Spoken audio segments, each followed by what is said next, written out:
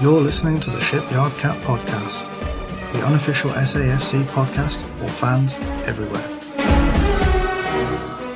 Hello and welcome back to another episode of the pod. We're here today to bring our season review, better late than never, to be fair. But we've got quite a bit to chew through the fat, shall we say, of this wonderful season that we've had.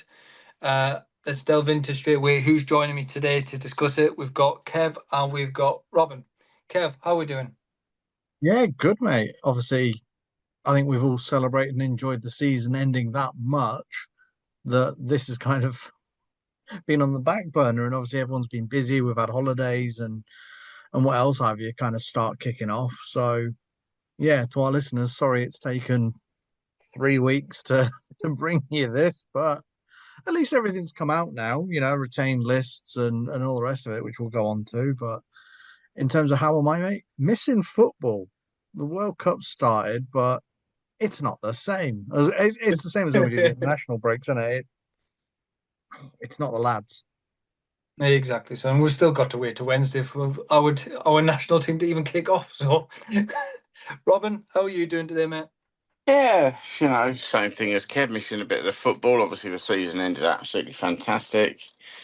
Obviously celebrated, the European spot. Anxiously waiting for, obviously, England to kick off on, I think, Wednesday. Fixtures coming out Friday. Yep. So obviously we've got a week coming ahead, which we'll get some, information on how the season's going to look, sort of thing. And yeah, just like I say, missing football. I haven't really got into the World Cup yet. Yeah. I mean, it's no surprise. I've said it before. I'm not really a massive fan of international football. Mm. Yeah, it is a strange one, and I think it also doesn't help with the times that the games are on, like ranging from say 9 o'clock till 4 or 5 in the morning, with it being in America. So unless you're an NFL or a basketball fan, you're not used to this. So it's a bit of a strange one, but all of us are NFL fans, so we are used to it.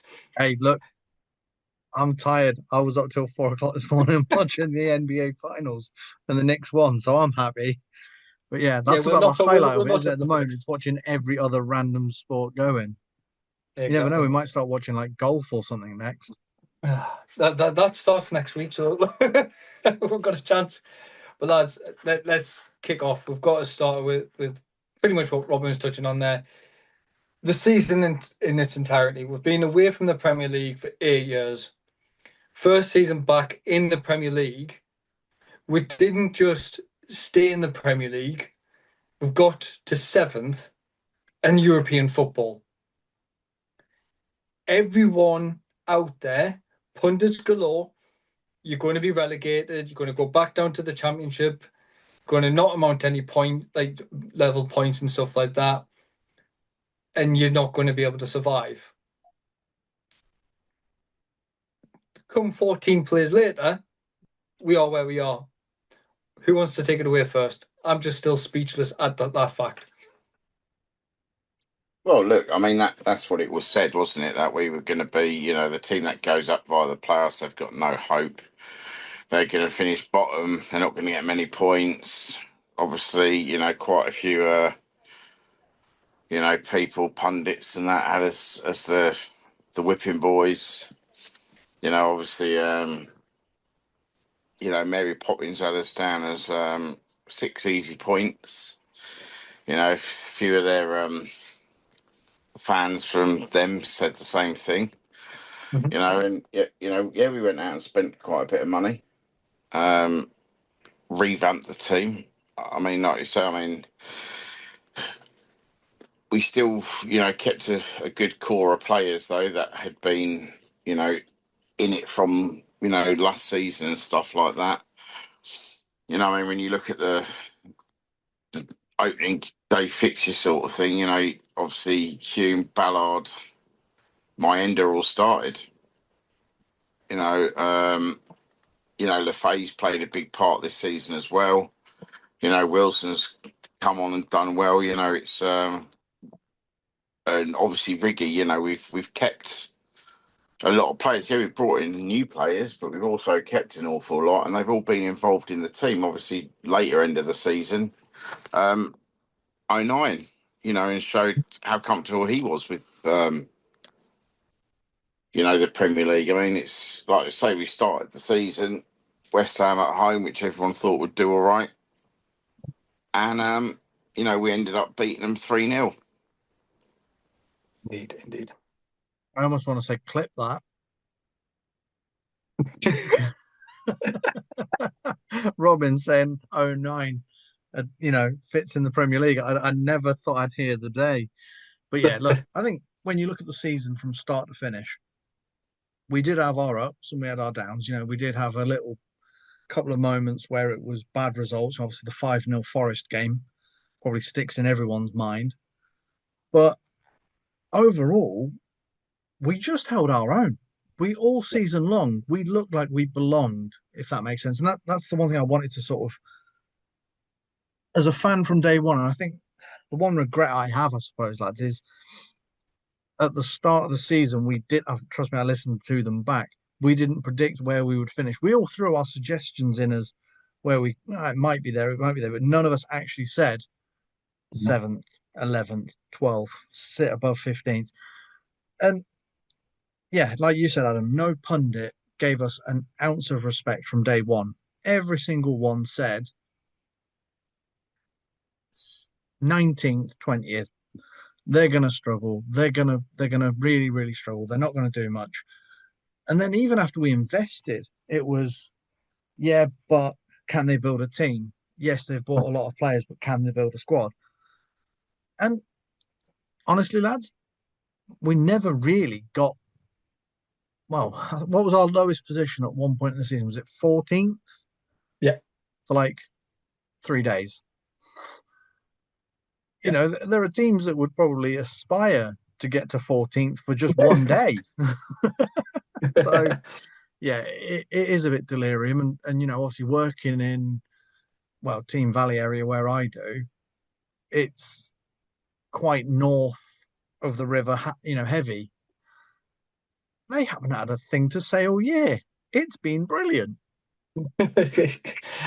Yeah, I'm likewise, same as yourself, Kev. Obviously, work on that side of the water, and it's just been very nice for being a year in the business and having some peace and quiet for a change instead of everybody piping up, shall we say, about different topics. This is where this perfectly ties in with the other things I wanted to cover there. Yes, you've mentioned that we've had the great games. We've had some negative games, as you mentioned, the Forest 5-0. We don't want to. We want to try and get that out of our memories if we can, but it builds you as a team. Obviously, there's some of the ups of the season. Obviously, you started off the season really well. We went on that undefeated home run, things like that. We then obviously had the AFCON. AFCON came in, punters came straight back out. Oh, Sunderland's going to struggle. They've lost 7 men. They're starting 11. What's going to happen? They're going to buckle. No, we gritted in, we stayed in, and to me, I feel like we didn't look like we missed them to an extent that much because we held our own that well. And then you've got to look at when we then lost Xhaka. That was one of the big blows of the season. I think you both will agree. I'll get your thoughts on that in a minute. When Xhaka went down with his injury, the team did look a bit disorganised, but then it was the effect of the likes of Luke. Xhaka was still there with the group and the core going, you can do this. Don't worry about me not being here. I am still here. Carry on. Lads, give me, I want to get from you guys there, one of your best ups of the season, because obviously we're a very positive pod. We don't want to talk about the negative side of things. Give me one major positive and game that you thoroughly loved and stood out through the whole season. Well, to me, it's that first match against the Mags. That was my first game back at the stadium, obviously after my illness and surgery and stuff like that, and just to come back to that, it's just special. Mm-hmm. Couldn't put it any better. What it was for me, and it could be either of the derbies. I thought they were both outstanding. Mm. But for me, it was probably the game against Bournemouth at the Stadium of Okay. Light, the 3-2, because it obviously was one of them games where I think everyone had us written off. You know, you're 2-0 down 15 minutes in, and I think everyone thinks, here they are, the bubbles burst. Yeah. The weather conditions were horrendous. And for me, it was probably one of those games where it was a Sunderland game. That's the grit of the Northeast. You know, obviously we had the defeat down at Fulham the week before. So the lads' heads were already a little bit like, oh, hang on, this is a bit tougher than people. None of our players ever thought the Premier League was going to be easy, let's be honest. But, Yeah. you know, you're 2-0 down 20 minutes in. I don't even think it was 20 minutes, was it? It was like 15, 20 minutes. Yeah. And everyone's going, uh-oh, here comes the cricket score. And the lads never gave up. Obviously, then Enzo smashes that pen in just before half time. That game for me was the epitome of what Sunderland is all about. Getting stuck in and fighting back. And obviously, yeah, the end result was 3-2. But yeah,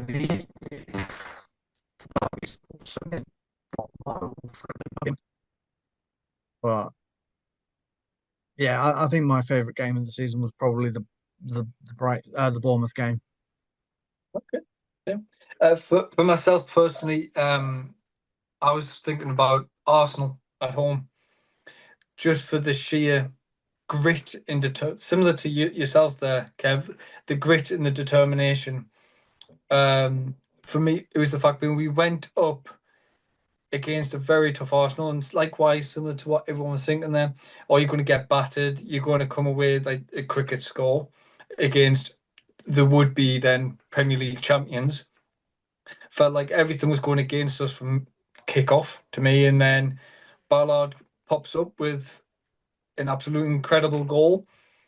We then obviously a little bit lackluster of defence, but then pretty much other than Ballard's last minute block, seeing Robbie just plucking that ball out of the air, shall we say, and getting that bicycle kick over the net. And I just remember being in the stadium for that, and I was just like, um, uh, uh, um, we just equalised against Arsenal. That was what it was for me. It's just surreal, and I think we all had a sore throat after that night because that was a bit of a wild one. Let's touch on that then as well when we talk about goals, and we've seen some unique goals throughout the season. I'm not going to say any specifically because obviously it might touch on what you guys as your favorite goals of the season. Obviously, we've got, like, so as you said there, Kev, you mentioned Bournemouth, the stature, the comeback showed that great determination. You've then obviously got what Robin said there, first game back in the Premier League. What better way to start your Premier League campaign being back and beating one of the favourites to finish in the top 10 at the time, shall we say, over West Ham. Obviously, sadly, they're now relegated, but it's one of those, isn't it, where everything amalgamated into a perfect success story. So, in regards to success stories, favourite goal, shall we say, because there's going to be quite a plethora of goals there to pick from. You can see the Ooh, cogs working in Robin's yeah. head. I'm trying to think. I mean, you got. I mean, Enzo's volley against Everton in the FA Cup was, a great goal. Obviously, Robbie's winner at St James Park as well, just more for what it meant than anything. Yeah, but to me, I'm probably gonna say Taube's winner against Chelsea. Okay. Oops, I think Kev might have been wanting to say the same thing. Damn you, Robin. I think it would have probably been that goal against Chelsea because it was obviously 93rd minute. Robbie holds up the M25 for a couple of minutes whilst, Talby runs up the pitch. And it was just a goal that no one would have said Sunderland would score. Yeah. If that makes sense. The lads, they're just our marketing team with the till the end, campaign must absolutely love it. You look at Sunderland and late goals, and the two just go together. I mean, even in the league against Everton, Isidore 91st minute, again a smashing. Of course that finished 3-1, but you got moments like that. But yeah, I was going to suggest the Chelsea game was probably my favourite goal of the season. Or, like Robin said, the Robbie 80th minute or whatever it was. No, it was 90th minute, wasn't it, against the Mags? Because that was it was another till the end moment. And I think again, just for everything for me, goals wise, look, you could probably say every single goal we scored is the goal of the season because it got us to where we ended up finishing. It was just how many of them meant so much to the team, if that makes sense. I'm going to sound horrible here, and I know we're here to talk about us, but you look at certain teams for certain players, they score a goal and it's all about them.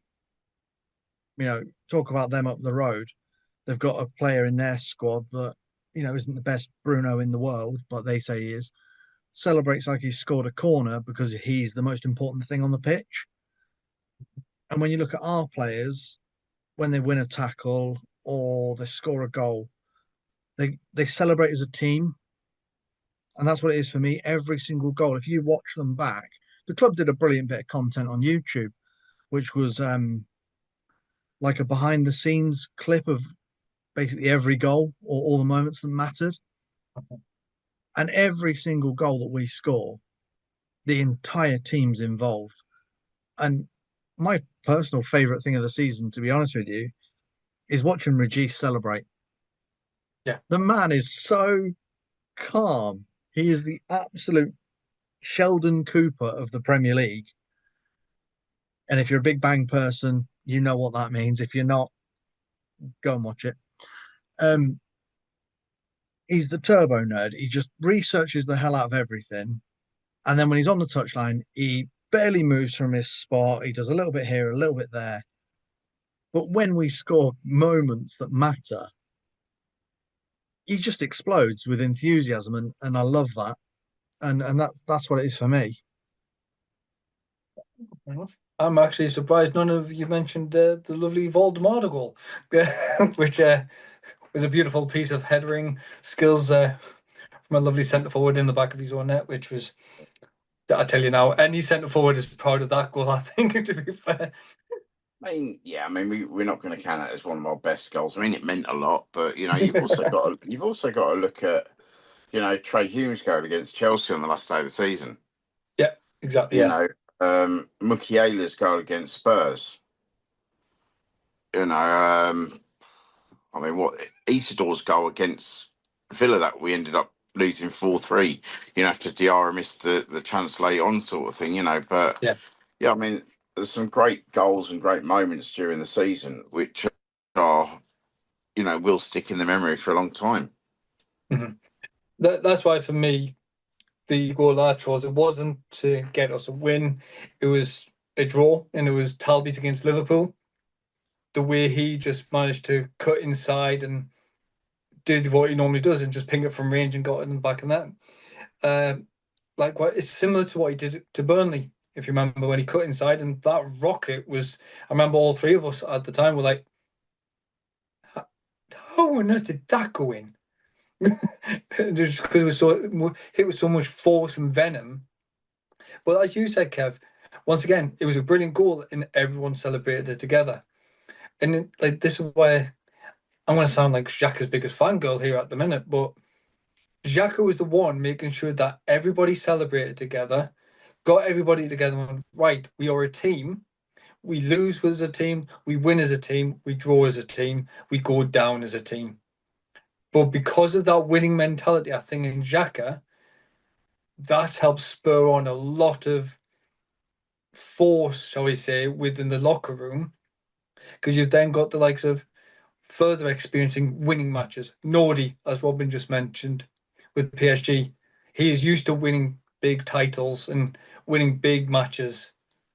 You've got then Alderete, who he was a runner up, or did he win the Defender of the Year in the Spanish league? Sorry, correct me if I'm wrong. No, he was in the team of the season. He was the only sort of like player that wasn't from Real, Athletic, or Barcelona that was in the team of the season. Yes, thank you. Yeah, so you've got once again somebody that's got effectively a winning mentality there. So all in all, you just had this group, or shall we say, core of players that 14 players came in. I don't think anybody expected 14 players to gel like that. And from minute one, this group of 14 went, you know what? We are here. We're here to show you what we're about. Don't get me wrong. Along the way, certain players have then obviously then went out on loan. Masuaku went on loan. And then so did Adringa. We've got feeling of, I think Masuaku's pretty much all but done and gone now. And then Adringa's pretty much going to be all but done and gone with Monaco if we get the right fee. But that's the gamble you take, isn't it? You buy a player. If he plays well, you then either recoup costs by selling them on and stuff like that. But I think we've got that core now where with another 8 editions possibly because of Europe coming up, you want that level of coverage. You want another, say, possible couple more centre backs just in case the likes of Ballard goes down with an injury again. You've got that instant cover of a solid player. If Xhaka goes down, yes, we know we've got possible placements there, but have somebody that's have the experience of a European game possibly. Obviously, I know there's rumours out there. There's one that's possibly through the door already, but we don't know because we haven't seen the red and white flag above his head. Things like that we're going to be looking into, we're going to be pushing into. So that's where I wanted to touch on mentality. Obviously, Robin, you as a coach, this is where I want to utilise you, if I may. Mentality within that team, yes, obviously there was some horrific losses, but as a core, Luke and Xhaka probably stood out more than anything in regards to what they've said to the team. Yeah, I mean, it's what they now refer to as the leadership group. You know, you've got players there with experience and are natural born leaders. I mean, Regis just said it about Xhaka. It's like having a coach out there on the pitch for him. You know, when you've got a player like that, which is vocal, telling everyone what to do, giving encouragement, it makes the job a lot easier because your message is getting across on the pitch to the players at that point where you need it.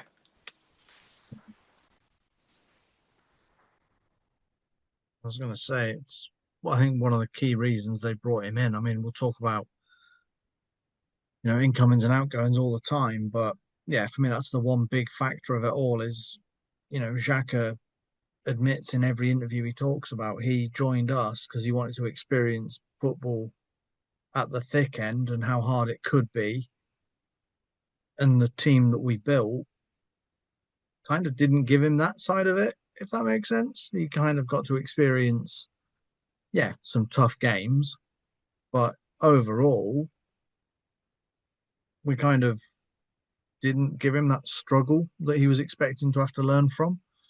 But 100% the captain,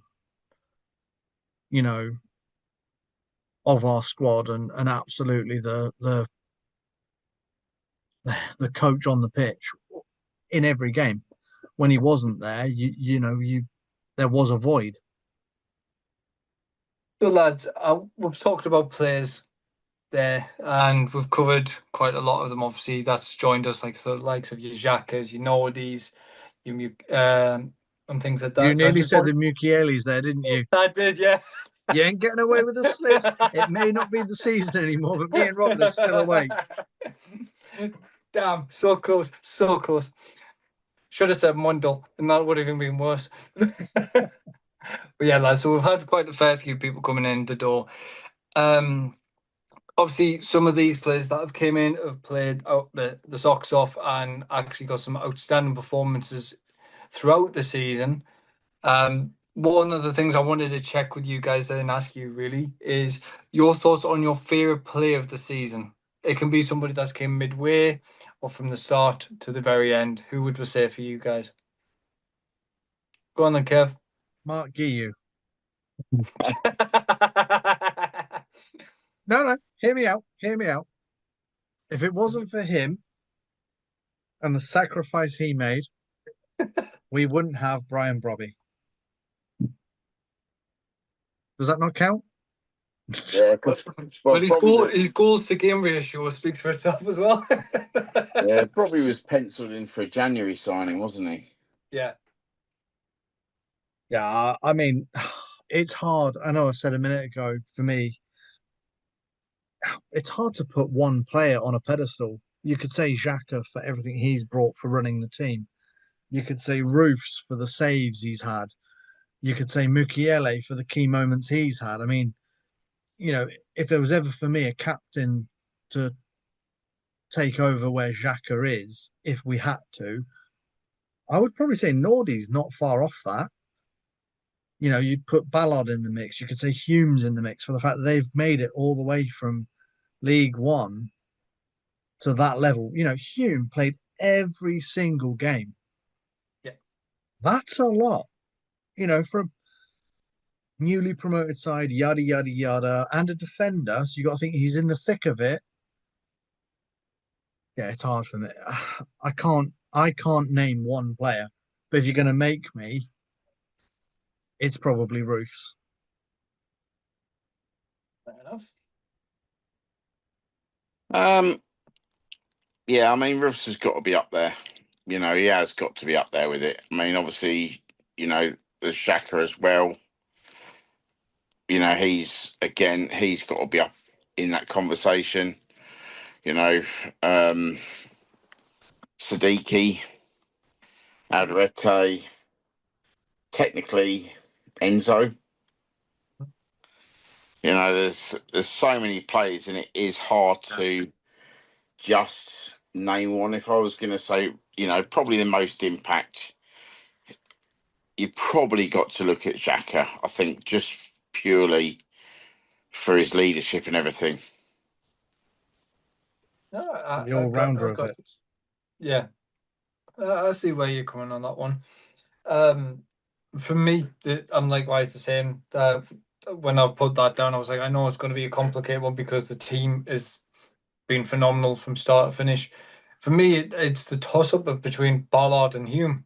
For myself personally, because the fact being the way, as Kev mentioned, they've came with us from League One. We then had not questions per se, but we had, will they be able to step up to the Championship? Because that is another physical level from League One, to which they took to it like, shall we say, duck to water. They didn't look out of place. And then the Premier League were like, these could be Premier League players, but depending on the overhaul of the squad, who comes in, who doesn't. And you look at them, it looks like they've both been playing in the Premier League for the last 5 years. They literally look so relaxed and so composed. And for me, out of the two, Trey's gone a whole different new level. He's been obviously popped here and everywhere for positions, but that's what Regis wanted. He wants people being able to play not just one position, he wants you to be able to play 1, 2, or 3 if needed to be called upon. And to me, I think Trey's done that very well and adapted very well. And this is where, when you mentioned there, Robin, in regards early in the pod about Trey's goal against Chelsea, that was just sheer grit and determination for Trey to get all the way up to the pitch and go, you know what? Watch. This is what I can do when you pass me the ball and give me a shot at goal. Bang, back of the net. Well, I mean, yeah, he is an Northern Ireland captain as well. So obviously, the lad's talented. I mean, it's one of those, he's had a good rise in football, like you say, from obviously bought him, what was it, Ballymena, and then obviously to, into League One and come through. He's done exceptionally well, but I mean, let's not be too surprised by it, by how he's been playing on the international stage, lately. So obviously there's things there which you look at. Obviously Ballard got his call up to Northern Ireland as well. There's players all over, and like you say, then the new ones that come in and the ones that have stayed, have complemented each other very well. I mean, a lot of people were saying like we had a complete new team and, miss out from the fact that we still had, quite a big core of players that were there, which were playing an integral part in majority of games. And like I said earlier on about Luke O'Nien played his part, especially at the end of the season when it was called upon from. I mean, he's had to bide his time and wait for his opportunity. Yeah. But when it's come to him, I mean, the first game against Man City wasn't the greatest when he got himself sent off. But to bounce back from that as well, I mean, it shows the heart of the lad. It shows his determination and, his courage. Yeah. So, I mean, it's a real tough one. I think that, I mean, out of the new boys, I think Xhaka's probably the most impactful to me. I'm going to say, mainly for what he's like on the pitch. I mean, Russ has made some absolutely excellent saves, and let's not forget young Melker Elborg when he came on for his Premier League debut away at Ellen Road. Yeah, exactly. A place that not many teams go and get points from, and we ended up, getting the win thanks to him. Yeah, very true indeed. Just to summarise that, the season in a generic there. Obviously, as mentioned right from the start, we finished 7th, and there was only one team all season to beat us home and away. That speaks volumes for the type of team that we've became, and hopefully we're becoming stronger and stronger going into the next season. I want to touch base on just a few little bit of housekeeping before we get lovely Kev's introduction of the retain list, which will be phenomenal. But what I want to touch on is club opened a new shop in the Bridges. We've got that back.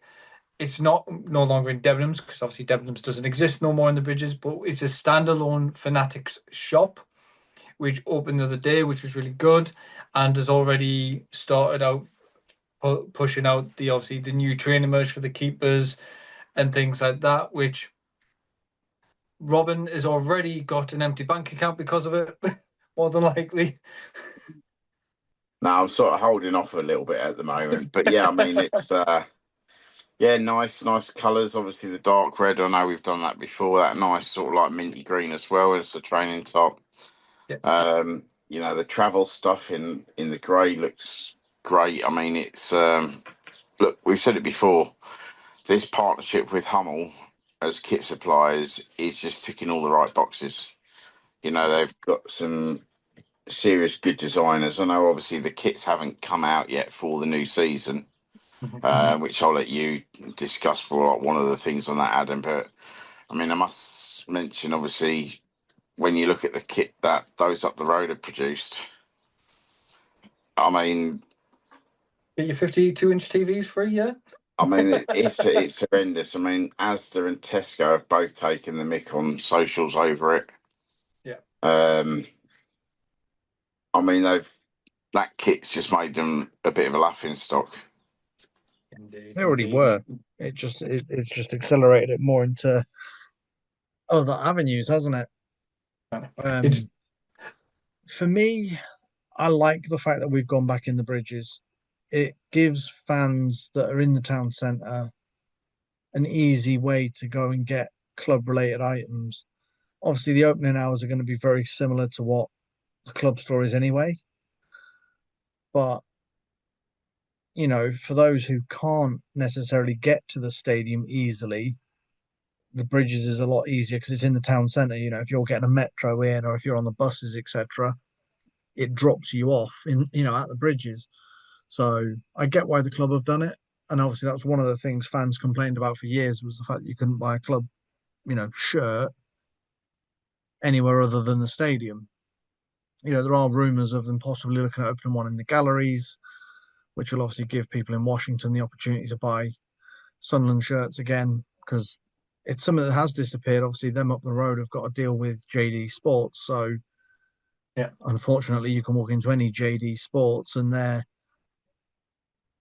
shirt, if you can even call it that, are currently front and center as you walk in the door. But enough about them. I like the idea of the new training kit. Colors wise, it's it's the same sort of what you'd expect from the club. Yeah. We don't need to do anything stupid. I'm sure they will bring out some more lively looking items. Obviously, we've had the sort of like it was the lighthouses, wasn't it, on the training gear last year, and the cat's eyes, and the sort of like the almost like, well, the black and grey yellow outfit. All that's going to probably come out once the kits come out. Yeah. They're hardly going to deliver a spoiler of a kit in a training item. What they've essentially dropped is exactly what Robin said. It's the basics. It's the travel gear. It's the polo shirt type training tops that the lads use for getting to and from games. Yeah, exactly. And it's probably something that we'll probably see them on the American tour using, just to mill around, as you said there, likewise what we saw last season when they're on the bikes going to and from camp to training. Be something like that. Speaking of America, obviously we all know that the American tour is going to be in full swing in a matter of weeks, really, if we think about it. So that's going to get up and running. But one thing I wanted to touch on is the announcement of that we've got that partnership now with the Elvis Presley estate, which to me, I think that ties hand in hand perfectly with the announcement of the USA tour and getting the announcement of this being agreed. As Robin said in the chat, there's only one true team now that can actually sing that, and the others will look like frauds if they try and sing it.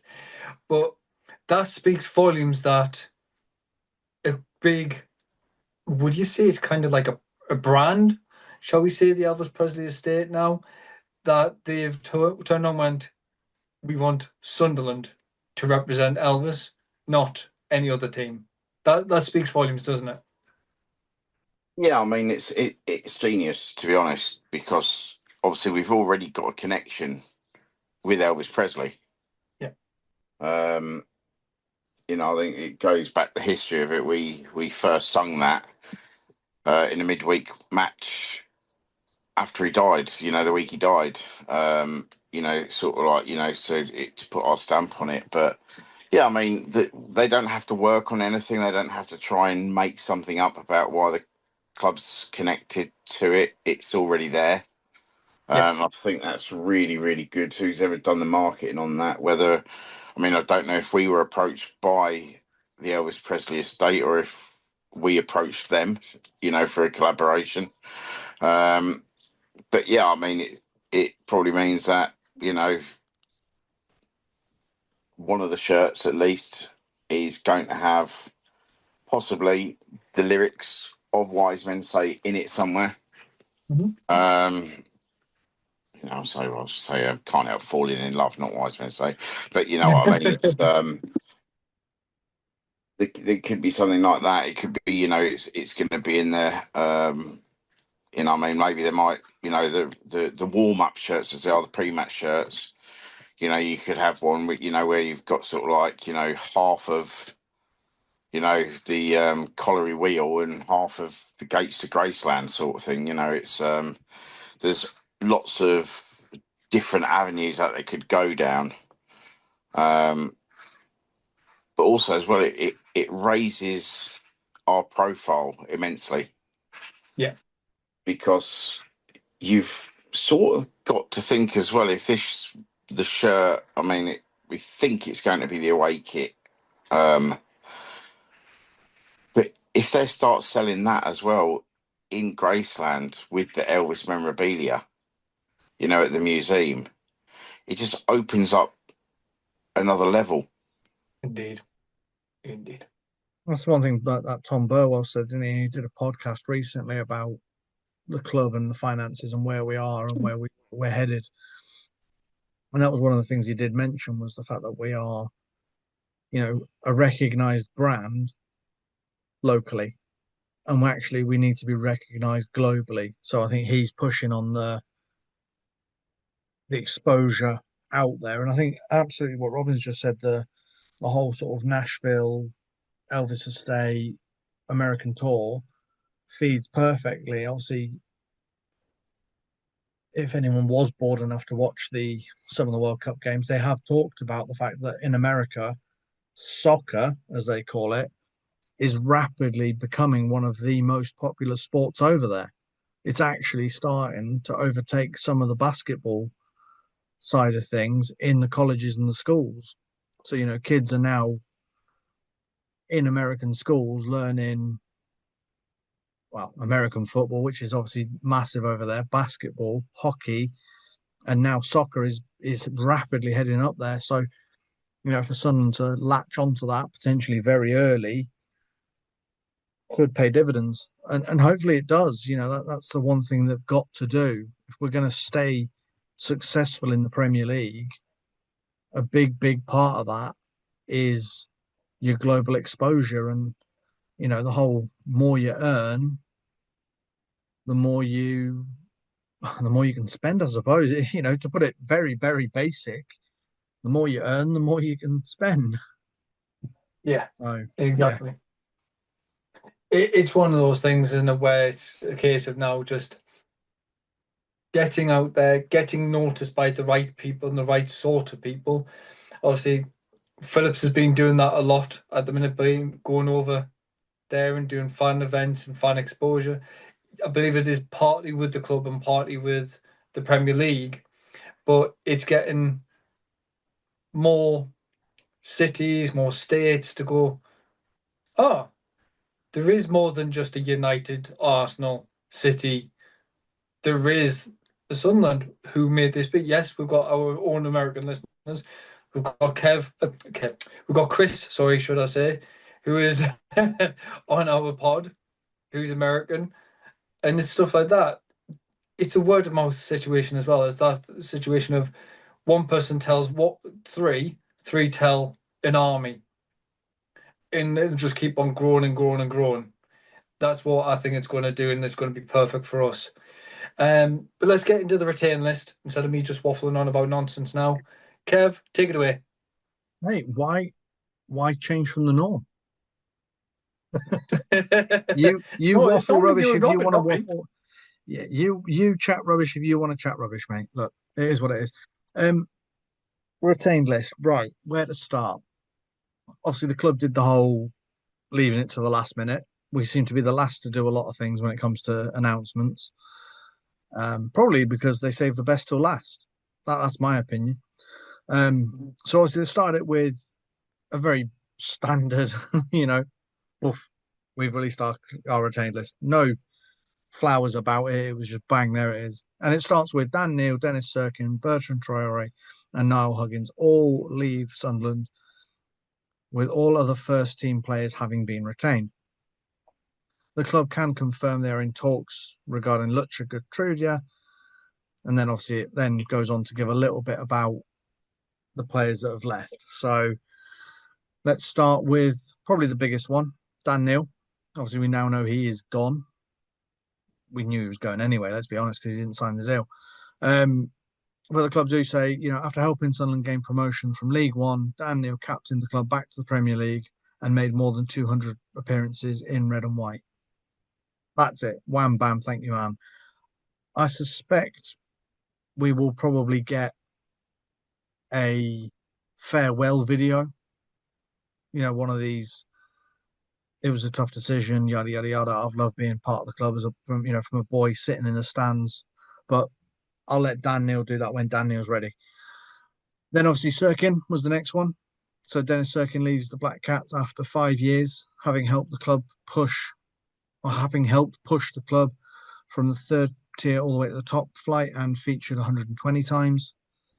This is a kid that we got from Tottenham, I believe it was, or out of the Tottenham Academy, and had to basically rebuild him. And obviously he had that nasty arm break last year, and I don't think he ever really got fully recovered from it. Obviously he played the odd game here and there, but I just think he's struggled massively since that injury. Traore, obviously, not really much to say. What could have been, I think, for me, he was a player that potentially had a lot of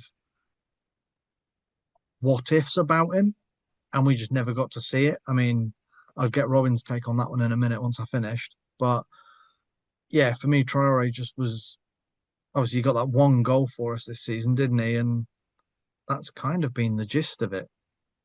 Yeah. And then obviously Niall Huggins, again, a player that when he's on his game, especially in League One and the Championship, seemed brilliant.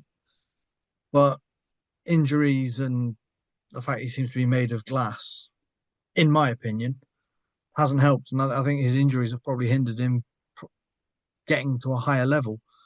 And that's what the club, have put. Niall Huggins moves on after joining the club in the summer of 2021. The fullback won the club's Goal of the Season award for his strike against Watford in the 23-24 season. So the club have said thank you to those four. Obviously, they then talk about players that are leaving the academy unders side. So you've got Bainbridge, Burke, Cameron, Tom Levy. I know that one shocked you, Adam.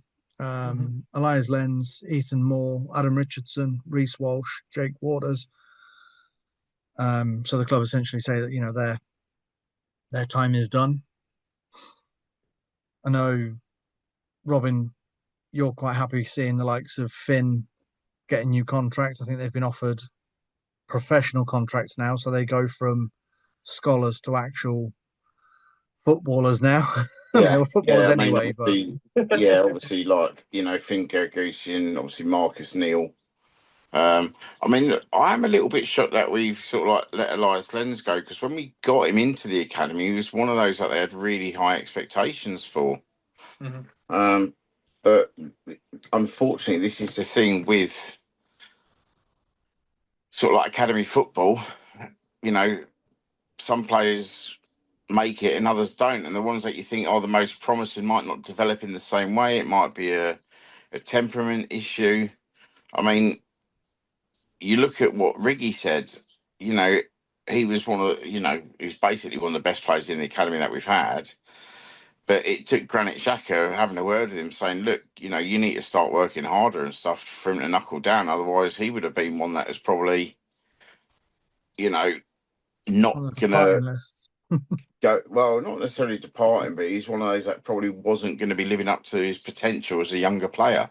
Yeah. And obviously, I say his goal that he scored, absolutely fantastic. But, it took, like I say, the leadership of Xhaka to realise that he's not putting in the effort needed, to actually make it at that higher level. And, it would have been a shame for someone like him to drop off, I suppose, in a way, a bit like Dan Neil. Dan Neil's obviously come through the academy, played for us for a few years, got a lot of games under his belt. He was the team captain. But unfortunately, it just seemed a little bit of a step too much. I mean, we noticed obviously in the Championship, people were saying, oh, he's getting, he's losing the ball too often. He should turn back into trouble quite a bit. And you see the difference between him and Xhaka and the way that Xhaka looks after the ball and his awareness of what's, going on around him, which Dan Neil didn't have at times, and that's the thing. It just, some players, they might look absolutely fantastic, but you got to think that Premier League level is a lot higher. And come, next season as well, we've got Europa League as well. So, yeah, there's going to be more players going to be coming in because we're going to have to balance the squads. We're going to have to, use people, because playing Thursday, Sunday most weeks, we don't get into the Carabao Cup until the third round now and stuff. And, so, that's a little bit easier, but we're still going to be playing Europa League football. So we are going to increase our games. I mean, if we get through to the Europa League final, and Carabao and FA Cup, we could be potentially playing 60 plus games this season. Yeah. No, that's the thing with me with Daniel, in agreement with you there, Robin. He is good, but his awareness on the ball needed to be that little bit sharper because sometimes players do run at him quite quick, and he. It's not that he hasn't got the mindset to do it, but he hasn't got the adapted aptitude to be able to go. Somebody's behind me. I need to play it. I need to play it forward.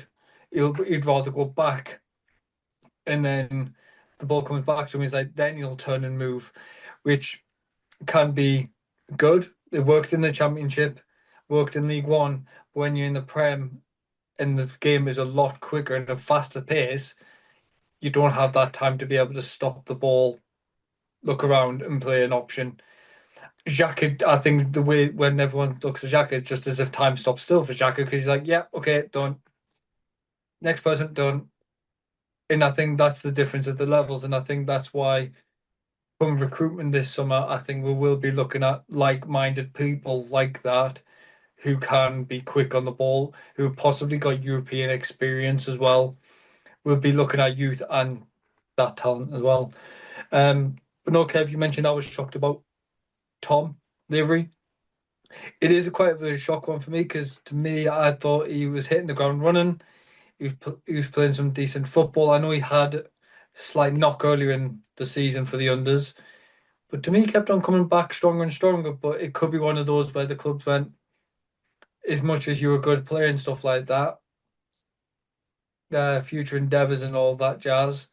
And I think he'll find another club. I do think that. I think he will find possibly a lower league level League One team or possibly League Two team. He probably will slot in somewhere like that. I mean, you've got to look as well that it's maybe not just the club's decision on the likes of him. Yes, of course, yeah. It could be the player as well has come through and, he sat down with the manager and gone, or the coach and got, where do you see yourself, next season? What do you see yourself doing? And, and they say, well, look, this is what we're thinking with you. And obviously, if he's too old to play for the unders or whatever, and that, I mean, he's still quite young, but I mean, It's if he has not got a pathway into the first team, yeah, exactly, yeah, then for his own development and career, he really needs to look elsewhere, and that's what the club will be saying to these players as well, saying, look, you're not at the moment, where we are and what we're doing, you are not going to hit what we need. You're better off. We're better off letting you go, and you find somewhere else to go. I mean, the thing is, though, these lads will probably, if they haven't found anywhere, will probably still be allowed to train at the academy at night and stuff like that until they can find their clubs. But yeah, it could just be a bit of that they're not. Look, if the club don't see them making that height, and you've got to think we've had a lot of these lads were like promising talent coming through League One and then obviously the Championship, but now getting the Premier League, it's a whole other level. You see, like you say, the speed that players get closed down. And that's what I said about Dan Neil. He was getting caught an awful lot on the ball in the Championship. So in the Premier League, he was probably not going to be retaining the ball what's necessary from a central midfielder. Yeah.